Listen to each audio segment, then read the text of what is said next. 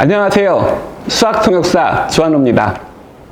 오늘 이렇게 나오게 된 것은 수학 캠프하고 책 2권을 소개시켜 드리려고 나왔습니다. 수학 캠프는 이미 아시는 분들은 아시겠지만 1월 4일부터 3박 4일로 실행되는데 많은 선생님들한테 문의가 온다고 해요. 캠프 가서 과연 뭐 하냐? 노는 거냐? 진짜 공부를 하는 거냐? 공부한다면 뭘 공부하냐? 라는 질문인 거죠.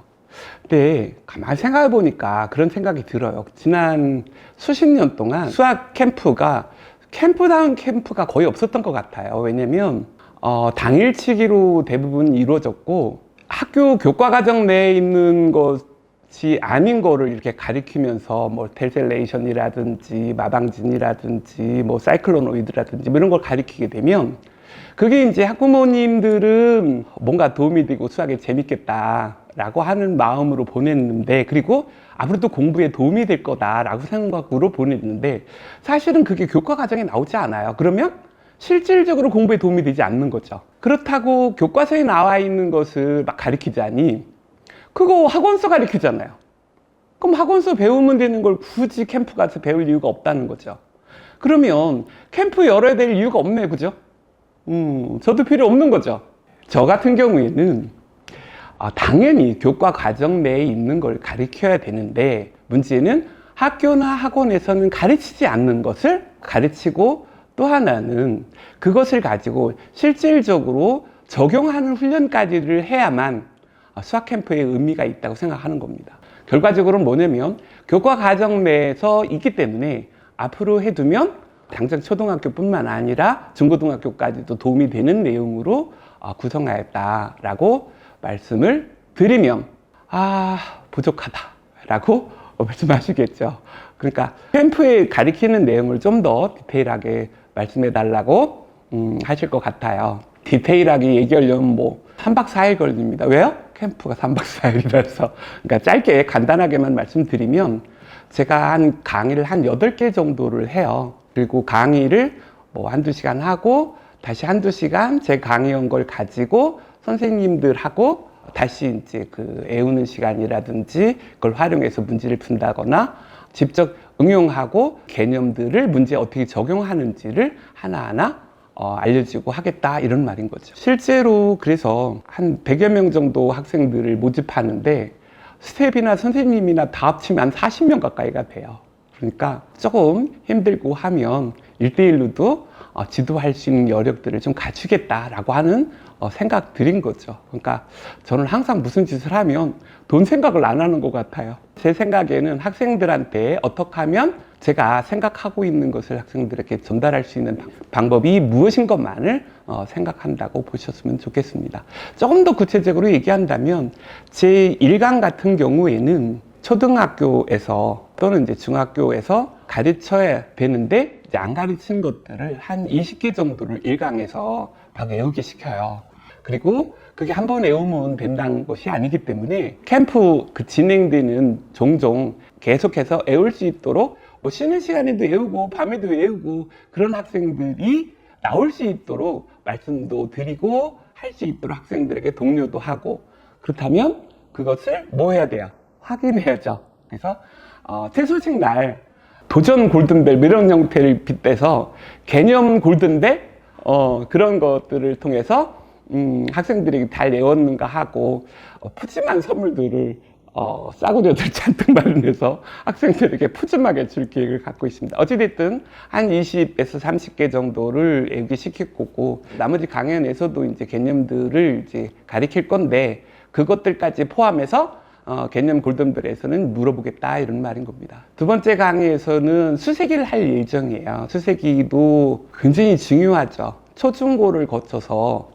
수를 세는 것은 몽땅 다 할 거고, 그것을 가지고 실질적으로 어떻게 응용되고 활용되어지는가, 그리고 각 학년별로 자연수에서 분수에서 미지수에서 다양한 쪽에서 사용되어지는 것을 학년별로 보고 문제도 풀고, 그것이 어디에 사용되어지는지, 개념을 외웠으면, 수세계의 정의를 외웠으면 그것이 어떻게 사용되어지는가를 알려주겠다라고 하는 겁니다. 그리고 3강, 4강은 길이에 대한 얘기인데, 그 길이는 어떻게 말하면 이번에 제가 수학 천재의 탄생이라는 동화책에서 길이 부분을 좀 다뤘어요. 아마 그 부분하고 좀 겹칠 것 같아요. 길이에 대한 얘기를 좀 해줄 거고, 길이를 알아야 고리도 알고 여러 가지 측면으로 수직선이나 이런 걸로 연결되어지는 고리로서의 역할을 하는 거죠. 그 다음에 5강에서는 이제 넓이를 할 거고, 초등학교에서 다양한 도형들이 넓이가 나오는데 그것들은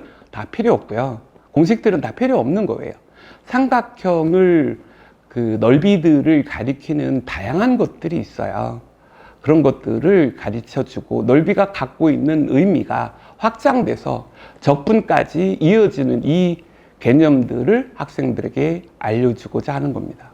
6번째는 포함관계라고 하는 걸 하려고 해요. 포함관계라고 하는 것은 어디가 어디 안에 포함된다라고 하는 거고, 이것이 어떻게 말하면 집합의 개념인데, 현재 상태로 집합이라고 하는 게 수학에서 가장 기초적인 부분인데 이 부분이 초등, 중등에서 다 없어지고 고등학교 1학년 2학기 때, 이때는 수학을 대부분 다 포기한 시점에서 수학을 제대로 가르친다는 거죠.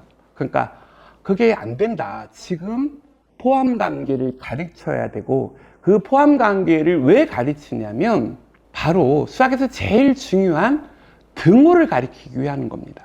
같다라는 말이 굉장히 중요하고 논리에서 가장 핵심 부분인데, 그 같다라는 걸 가리키기 위해서는 포함관계가 당연히 선행되어야 되고, 이것을 도형의 포함관계로서 아마 설명이 되어질 거고, 등호를 설명하는 기본 바탕으로서 이 강의를 하는 겁니다.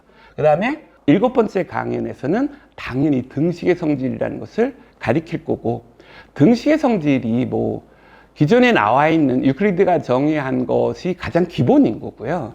그걸 가지고 중고등학교에서 굉장히 많은 응용들이 들어가는데, 그런 부분들을 다 외워서 처리하는 경향이 있는 거죠. 학교나 학원에서 다 외워서 문제를 풀고 있는데, 그게 아니라 개념들로 접근하는 방법들을 외우고 활용하고 하는 것을 하겠다. 그리고 그것이 같다라고 하는 것이 아까 얘기했던 포함관계로 그 설명을 이어간다는 거죠. 마지막에는 그걸 배운 걸 가지고 방정식이라고 하는 것을 직접 풀 텐데, 방정식은 뭐 어차피 다 푸는 거 아니냐라고 생각하겠지만, 방정식을 푸는 것이 바로 등식의 성질을 이용해서 푸는 것이야말로 개념과 원리를 이용해서 푸는 건데, 학교나 학원에서 그 등식으로 연습하는 과정들이 생략되어 있다. 그래서 이것을 직접적으로 훈련하는 시간들을 마지막으로 갖겠다라고 하는 것을 이제 3박 4일에 제가 강의하는 전체를 말씀드렸습니다. 근데 이렇게 말씀드리니까 뭔 소리냐,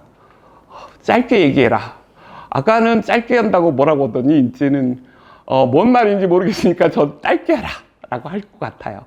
그래서 한마디로 다시 요약을 하면, 수가 갖고 있는 수와 양의 의미들과 그리고 같다라고 하는 것을 설명하는 강의가 지금 한 서너 개 강의, 같다라는 사실 하나만 시키는 것을. 그러니까 왜 같다라고 하는 것이 중요하냐면, 수학은 논리를 가리키는 학문인데, 그 논리학은 두 가지로 이루어져 있어요. 하나는 동일률이고 하나는 규범학인데, 동일률이라는 게 뭐냐면 같다라는 거예요. 같다라는 것을 계속 갖고 가는 거예요. 그러니까 같은 거를 계속 얘기했으니까 뭐예요? 같은 거죠. 그러니까 당연히 논리적인 거죠. 이게 논리학이에요. 그러니까 같다라는 것이 얼마나 중요하냐라고 하는 거죠. 논리학의 절반이 같다라는 거예요. 그러니까 그것을 제대로 가리키려면 고등학교나 돼서 가리켜야 된다고 생각하신다면 이 캠프 안 보내셔도 됩니다. 그런데 아니, 어렸을 때부터 계속 같다는 것을 한 10년씩 해서 같다는 것을 무작정 하게 만들고 원리도 이유도 모르고 계속 문제를 풀리는 것은 제가 생각할 때는 옳지 않다고 생각하는 거예요. 제가 생각하는 것은 항상 중요하고 학생들이 꼭 알아야 되는 것들을 가르쳐야 되겠다는 생각을 갖고 하는 겁니다. 반드시 알아야 되는데 왜 안 가르치냐라고 제가 답답해 하는 거죠. 또 하나는 개념을 알고 그 개념의 파워들을 직접 몸으로 익혀봤으면 좋겠다라고 하는 거고, 또 하나는 제 생각을 가지고 많은 학생들이 따라 하는데, 그래도 캠프에 와서 제 얼굴을 좀 보면 더 기분 나쁘려나? 혹시 동기부여가 될지 모르겠다라고 하는 마음도 요만큼 있는 겁니다. 그래서 제 생각에는 그 캠프로서 온라인이나 이런 거 말고 오프라인에서 직접 얼굴 보고 하는 장점들을 좀 있으니까 제 생각에는 이거 이 영상 보시는 분들 다 와야 되는데 또 아니라고 하시는 분들은 뭘까요? 하여튼 캠프를 그렇게 구성했고 중요하게 했고 알차게 안전하게 학생들을 할 채비를 갖췄으니까 염려하지 말고 오셨으면 합니다. 그리고 책 2권을 설명드린다고 그랬는데 다음 주 중이면 시판 나고 할 수 있을 건데 책 한 권은 동화책이에요. 아까 말씀드린 수학 천재의 탄생이라는 동화책인데 이거는 이제 이렇게 말할 수 있어요. 동화책이냐 문제집이냐.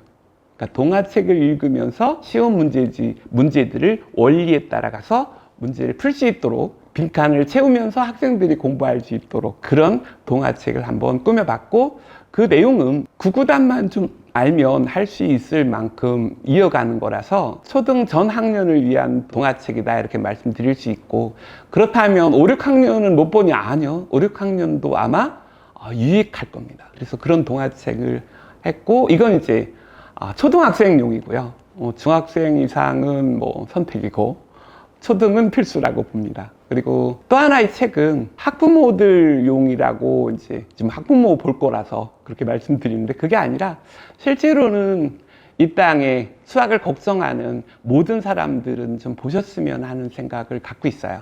수학이 지금 굉장히 어렵다고 한다면 잘못 가르친 거고 잘못 가르쳤으니까 착각이 이루어지고 그러니까 많은 학부모님들이 이게 옳다라고 생각하면서 학생들을 지도하는데 그것이 착각일 수 있다는 거죠. 사실은 착각일 수 있다고 생각을 말은 하지만 이거 겸손한 거고요. 사람들이 다 착각 속에서 아이들이 될 거라고 생각하고 다른 수학이 안 되는 일들을 벌이고 있다고 제가 느끼는 거예요. 그래서 정말 수학을 걱정하는 사람이나 자식의 수학을 걱정하는 사람들은 이 책을 보고 내가 갖고 있는 것이 착각이었구나.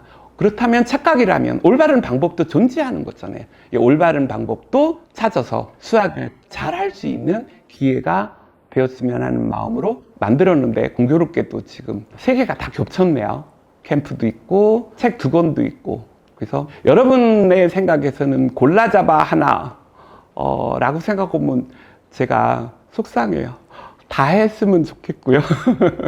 그건 제 마음이고 여튼 간에 공지를 알려드리면 2가지만 알려드릴게요. 첫 번째로는 제가 회원 비회원으로 나누어서 가격을 책정했어요. 회원가는 사실 원가예요. 그리고 비회원가는 뭐 좀 남아야 되지 않냐라고 했는데 그렇다고 제가 비회원가를 바꾸자 하는 게 아니거든요. 만약에 지금 비회원 등록하신 분이라면 회원 가입하고 비회원으로 가입하신 것을 이제 취소하고 다시 하셔도 될 거고요. 회원이라고 하는 게 가입하면 되는 거잖아요. 그 가입하는 걸로 몇십만 원을 그 차이가 난다라고 하면 말이 안 되잖아요. 제가 뭐 돈 벌려고 하는 것도 아니기 때문에 회원 가입하고 하시면 좋겠습니다. 저한테 뭐 돈을 더 주고 싶다라고 하면 뭐 안 하셔도 되는데 회원 가입하시고 이렇게 하셨으면 좋겠어요. 지금 1회 그 캠프인이 조금 많이 참여해 주셨으면 좋겠고요.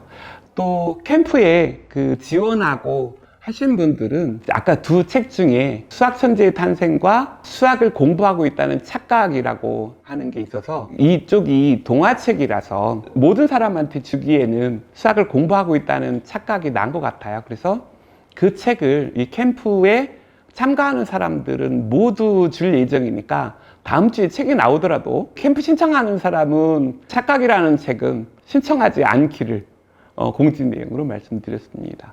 어쨌든 점차 연말이 다가오는데 저 새해를 잘 마무리하시고 새해는 캠프로 출발하는 게 어떠냐는 제안을 드리면서 이 영상을 마치겠습니다. 감사합니다.